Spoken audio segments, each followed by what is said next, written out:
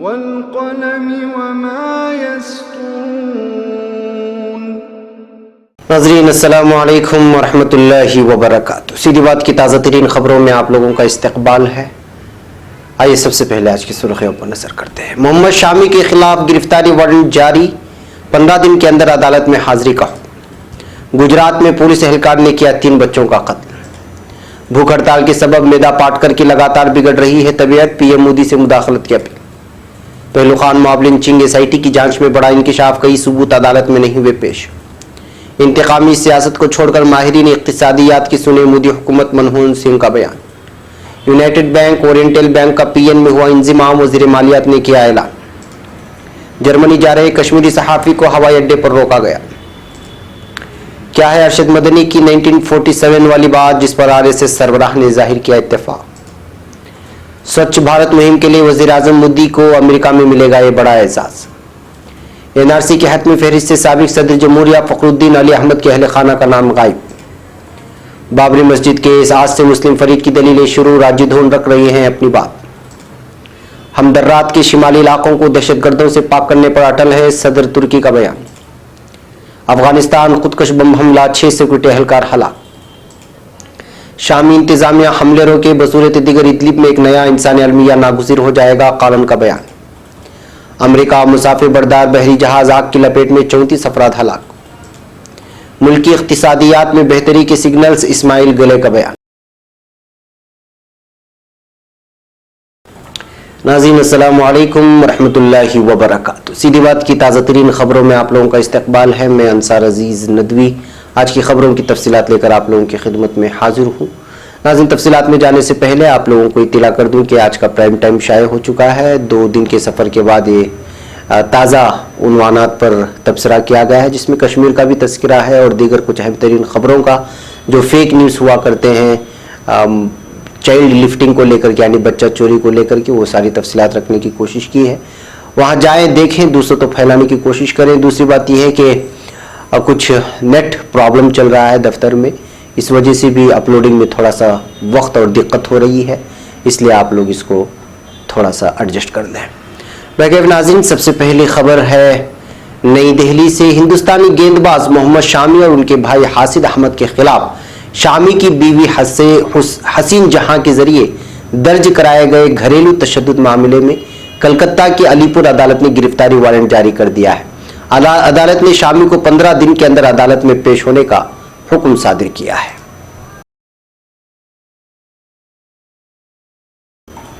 अब खबर गुजरात से। नाज़रीन गुजरात में भावनगर शहर के ये डिवीजन इलाके में एक पुलिस एहलकार की तरफ से अपने 3 बच्चों के कत्ल करने का मामला सामने आया है। पुलिस ने पीर को बताया कि हेडक्वार्टर में तैनात विद्यानगर के पुलिस लाइन के रहने वाले कांस्टेबल सिक्खा भाई सयाल ने घरेलू झगड़े के सबब अपने 3 बेटे खुशहाल 7, अधव 5 और 2.5 साल के मन्नू नीत का तेज हथियार से घर में इतवार को कत्ल कर दिया। इससे कबल उसने अहलिया को दूसरे कमरे में बंद कर दिया था। पुलिस ने मौके पर पहुंचकर मुलजिम को गिरफ्तार कर लिया है और कार्रवाई शुरू कर दी है। मुअज़्ज़ज़ व मुकर्रम सीधी बात के नाज़रीन, सीधी बात के इश्तिहारी मेंबरशिप कार्ड से जुड़िए और अपने कारोबार समेत अपने तालीमी व दीगर इदारों को मजबूत कीजिए। सीधी बात ला रहा है मुख्तसर मुद्दत के लिए बहुत ही अनोखा और भरपूर फ़ायदेमंद ऑफर। हमारी इस इश्तिहारी मेंबरशिप से जुड़िए और अपनी तिजारत को फ़रोग़ देने के साथ साथ इदारे सीधी बात को मजबूत कीजिए। लाइफ टाइम इश्तिहारी मेंबरशिप कार्ड की तफसीलात हासिल करने के लिए इस नंबर पर व्हाट्सअप करें, चाहे मुल्क के किसी भी कोने से या बैरून ममालिक से ही क्यों ना हो। नंबर है 9663027449।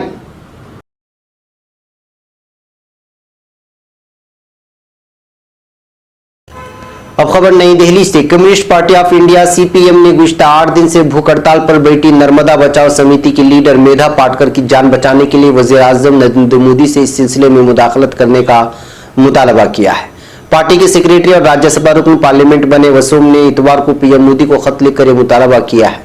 उन्होंने खत में लिखा है कि गुजरात हुकूमत के जरिए सरदार सरोवर बांध के शटर बंद करके पानी की सतह 138.68 मीटर ऊंचा करने का फैसला किया है, जिससे 192 गांवों के 3200 खानदानों के लिए जान माल का खतरा पैदा हो जाएगा। मेधा पाटकर गुज़िश्ता 8 दिन से इसके खिलाफ भूख हड़ताल पर बैठी हैं और उनकी हालत दिन ब दिन बिगड़ती जा रही है।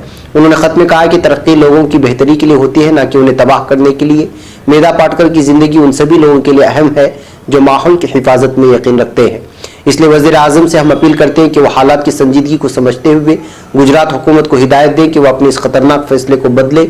इस दौरान खबर है कि मध्य प्रदेश के वज़ीर आला ने मेधा पाटकर को बातचीत करने के लिए भोपाल बुलाया था, लेकिन उन्होंने उसकी पेशकश को ठुकरा दिया। अब खबर नई दिल्ली से। अलवर के पहलू खान मॉब लिंचिंग मामले में सभी मुलजिमीन के बरी होने के बाद दोबारा इस मामले की जांच कर रही एसआईटी ने जांच रिपोर्ट तैयार कर ली है।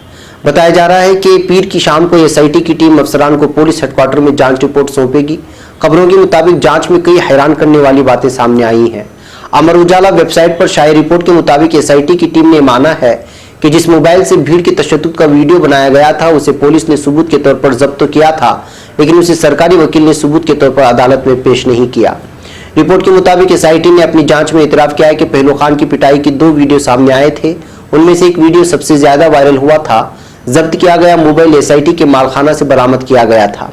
एसआईटी ने अपनी जांच में यह भी पाया कि जांच अफसरान ने वीडियो की तस्वीरें बनाकर चार्जशीट में बतौर सबूत लगाई। हैरानी की बात यह है कि उन तस्वीरों के बारे में FSL से सर्टिफिकेट शामिल ही नहीं किया गया।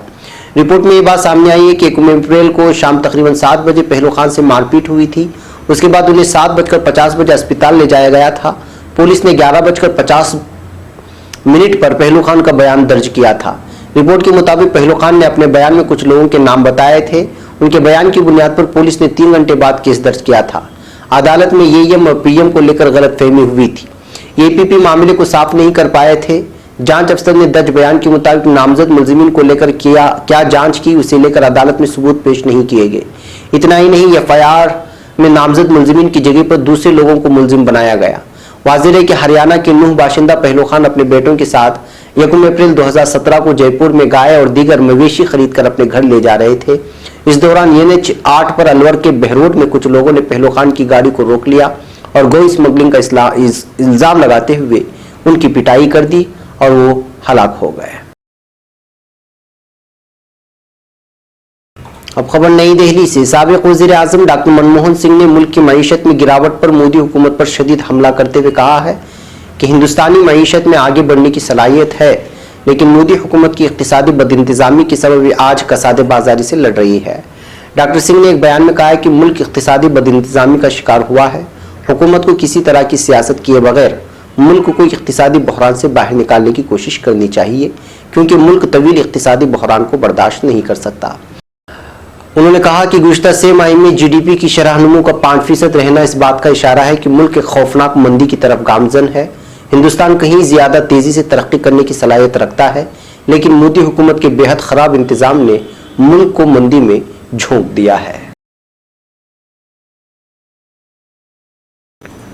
अब खबर पंजाब से। पंजाब नेशनल बैंक में 2 बैंकों के इंजिमाम का मोदी हुकूमत ने ऐलान कर दिया है। इसके अलावा भी कई बैंकों को आपस में जम किया गया है। मरकजी वजीर मालियात निर्मला सीतारमण ने मीडिया से बात करते हुए कहा कि यूनाइटेड बैंक और ओरिएंटल बैंक ऑफ कॉमर्स का पीएन में इंजिमाम किया जाएगा।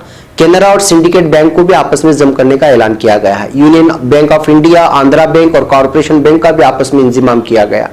इंडियन बैंक और इलाहाबाद बैंक का भी आपस में जम करने का ऐलान हुआ है। हुकूमत के इस फैसले के साथ ही मुल्क में सरकारी बैंकों की तादाद 18 से घटकर 12 हो गई है। अब खबर नई दिल्ली से। कश्मीरी सहाफी और कलमकार गोहर गिलानी ने कहा है कि उनको जर्मनी में कॉन्फ्रेंस में शिरकत के लिए जर्मनी जाने की इजाजत नहीं दी गई। वो जर्मनी की मशहूर मीडिया तंजीम डाइचे वेले के एक प्रोग्राम में शामिल होने के लिए जर्मनी जाने वाले थे।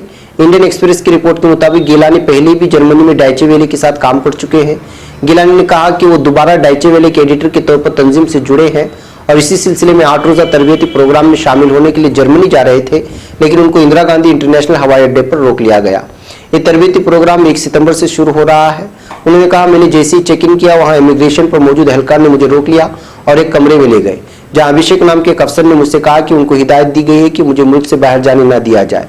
गिलानी ने कहा कि मैं उसकी वजह पूछी। अफसर से मुझे रोकने के लिए तहरीरी हिदायत दिखाने को कहा, लेकिन इस अफसर ने कहा कि वो मुझे ना तो कोई तहरीरी हिदायत दिखा सकते हैं और ना ही मुझे उसकी वजह बता सकते हैं।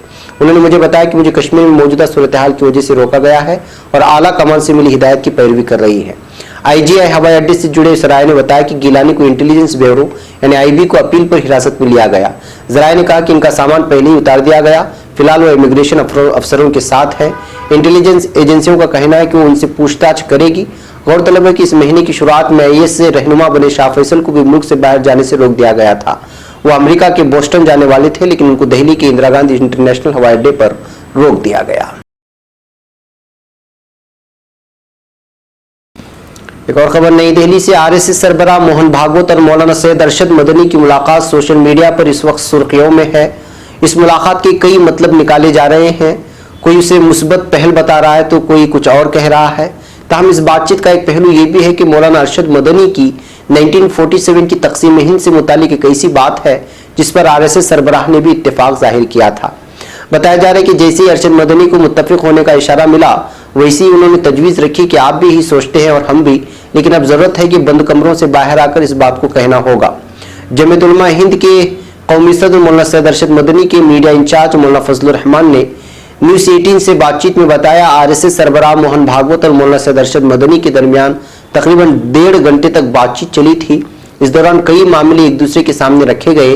ताहम जो सबसे ज्यादा अहम और आज के वक्त के हिसाब से जरूरी बात हुई वो ये थी कि मौलाना अरशद मदनी ने कहा कि जिस तरह से 1947 में मुसलमानों को मजहबी घुट्टी पिलाई गई थी, जिसका नतीजा तकसीम की शक्ल में हमारे सामने है, ठीक इसी तरह से आज एक खास मजहब को मजहबी घुट्टी पिलाई जा रही है, जिसका नतीजा मुल्क के मफाद में नहीं होगा।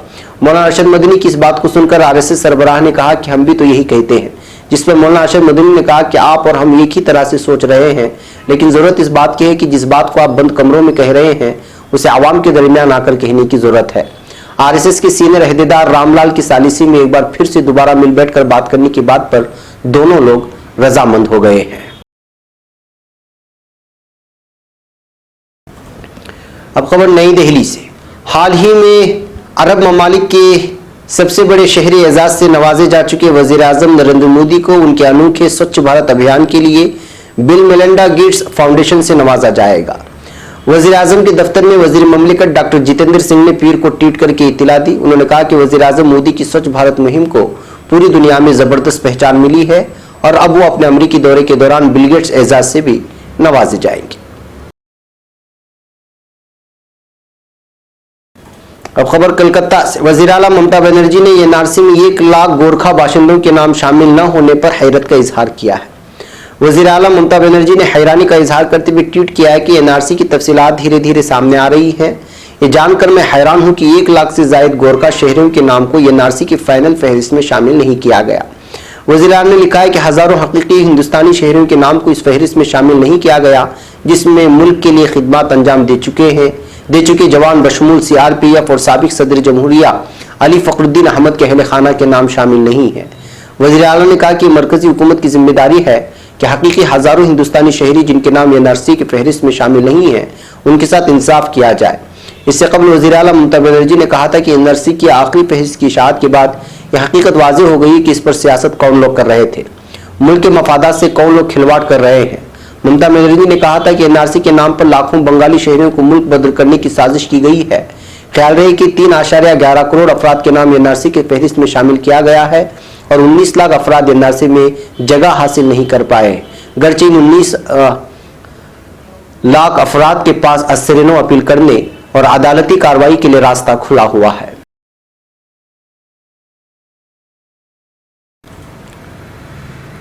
अब खबर नई दिल्ली से। बाबरी मस्जिद और राम जन्मभूमि मामले पर रोजाना समाअत का आज 17वां दिन और आज से मुस्लिम फरीक अपनी दलीलों को अदालत के सामने रख रहा है। सुन्नी वक्फ बोर्ड की तरफ से सीनियर एडवोकेट राजू धोन अपने दलाइल रख रहे हैं। उन्होंने पहले ही कह रखा है कि वो अपनी बात मुकम्मल करने में 20 दिन का वक्त लेंगे। आज राजू धोन ने समाज शुरू होने की शुरू में ही कुछ बातों के लिए माफी मांगी। उन्होंने अदालत के सामने कहा कि मैं मीडिया में अपने तबसरे और सीनियर वकील PN मिश्रा पर किए गए तबसरे के लिए भी माफी मांगता हूँ। उन्होंने ये भी कहा कि सभी जगह महसूस किया जा रहा है कि मैं चिड़चिड़ा होता जा रहा हूँ। इस दरमियान राजू धोन ने अदालत से इस हफ्ते के दरमियान बुध के रोज अपने लिए ब्रेक का मुतालबा किया। धोन ने कहा कि उनके लिए लगातार दलीलें पेश करना मुश्किल होगा। इस पर चीफ जस्टिस ने कहा कि इससे अदालत को परेशानी होगी, इसलिए वो चाहे तो जुम्मा को ब्रेक ले सकते हैं। धोन ने चीफ जस्टिस की इस बात पर रजामंदी जाहिर की। आज राजू धोन ने अपनी दलीलें पेश करते हुए सबसे पहले हिंदू फरीकैन की कुछ बातों को अदालत के सामने रखा। उन्होंने कहा कि कौन सा कानून आपको विरासत में मिला है? हम जिस कानून को मानते हैं वो वैदिक कानून नहीं है। 1858 से कानून का निज़ाम शुरू हो गया। उन्होंने मजीद सवाल किया कि मैं अपनी बात शुरू करना चाहूँगा इससे कि अदालत में कौन सा कानून नाफिज होना चाहिए, क्या यहाँ वेद और स्कंद पर उन पर नाफिज होगा। राजिदुन ने हिंदू फरीक के वकला के जरिए परिक्रमा का तस्करा किए जाने की बात भी अदालत के सामने रखी और कहा कि परिक्रमा इबादत की एक शक्ल है, ये कोई सबूत नहीं है। हिंदू फरीक के वकील के जरिए कदीमी और वैदिक बातों का तस्करा किए जाने पर राजिदुन ने यह भी कहा कि आप ये चाहते हैं कि 1858 से शुरू करूं या फिर आप ये चाहते हैं कि मैं पीछे जाकर 1528 से शुरू। अगर आप हिंदू फरीक के वकील ये चाहते हैं कि मैं 1528 में जाऊं तो मैं एक के बाद दीगरे कई कागजात पेश कर सकता हूं जो साबित करेंगे कि वहां मस्जिद मौजूद थी।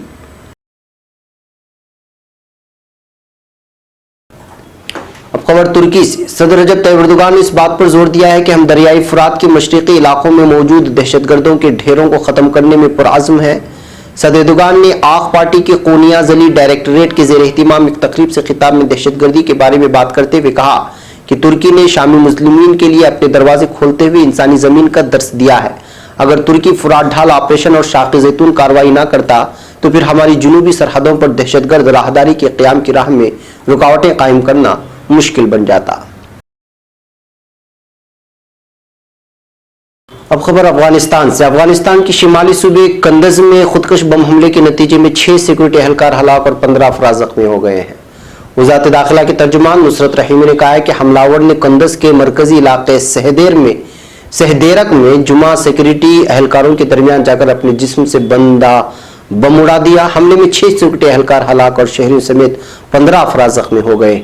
हमले की जिम्मेदारी तालिबान ने कबूल कर लिया और हमले में 21 सिक्योरिटी एहलकारों की हलाकत का दावा किया गया है। और खबर तुर्की से। तुर्की के सदारती दफ्तर के तर्जुमान इब्राहिम कालन ने कहा है कि 16 सितंबर को दारुल हुकूमत अंकारा में सदर रजब तैयब एर्दोगान की जेर सदारत और एर्दोगान और रूस की शिरकत से सहफरीकी सरबराही इजलास का इनेकाद हो रहा है। अखबारी नुमाइंदों के लिए मौजू से मुतालिक जारी करदा बयान में कालन ने शाम के इदलिब टेंशन फ्री जोन में शहरियों पर हमलों का जिक्र करते हुए कहा कि गुज़िश्ता हफ्ते सदर एर्दोगान ने इस मौजू पर रूस के सदर व्लादिमीर पुतिन के साथ मुलाकात की थी। मुज़ाकरात में इदलिब की सूरत हाल पर तफसीली गौर किया गया है। खाला ने कहा कि रवा महीने की 16 तारीख को अंकारा में सदर रजब तैयब एर्दोगान की ज़ेर क़ियादत तुर्की, रूस, ईरान सहफरीकी सरबराही इजलास का इनेकाद होगा। हमारी तवक्कुआत, जैसा कि सदर एर्दोगान ने सदर पुतिन के लिए पैगाम में भी कहा है कि गुज़िश्ता साल हमारे तय करदा इदलिब समझौते के इतलाक की सूरत में है।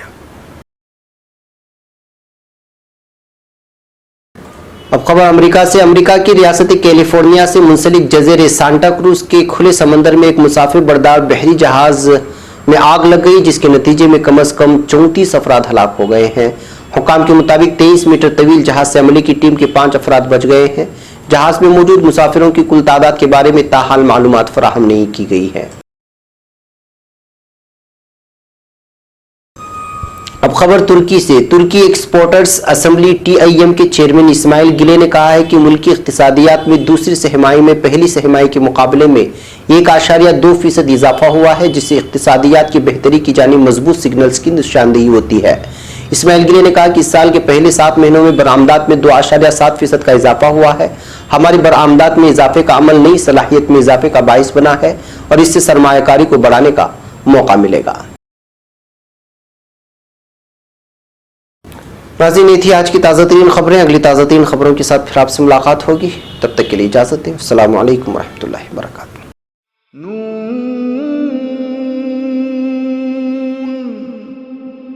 वल क़लम वमा